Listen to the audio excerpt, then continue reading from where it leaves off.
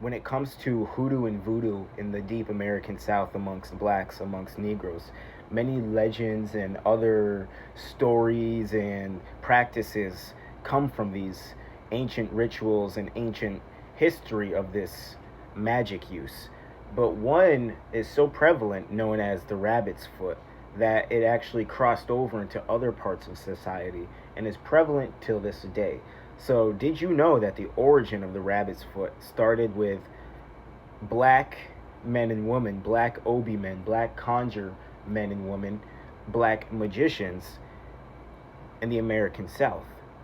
And we're going to read a story from a book about the origin of the rabbit's foot to see exactly where it came from.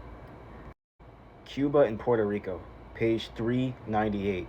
The Selma, Alabama Times of May 1884 describes one of the bags picked up in Broad Street of that city, which contained a rabbit's foot, a piece of dried coon root, some other roots, and particles of parched tobacco.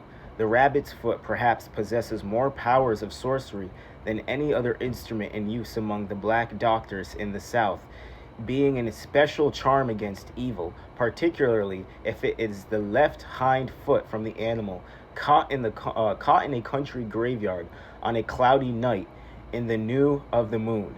Interesting. So they're talking about these witch doctors or root doctors bags that these people would carry around in the South or in the islands like Barbados, all those places like that. And in these bags, you would find, again, certain roots, certain parchments, leaves, crushed up powders, the foot of this, the skeleton of a snake, the skull of this animal, and stuff like that. And they would use all these things with their spells and their healing potions and healing remedies. So let's keep on reading about the rabbit's foot and how it became popular in America. The rabbit's foot of late years has prevailed white society. Baseball players and sporting men generally carry one, and mounted in silver. They are displayed in the shops of our great cities. Even statesmen can be seen wearing these as watch charms in Washington. The Philadelphia Evening Telegram of August 7, 1884, noted that the left hind foot of a graveyard rabbit had been presented to Grover Cleveland as a talisman in the campaign. Interesting. Interesting.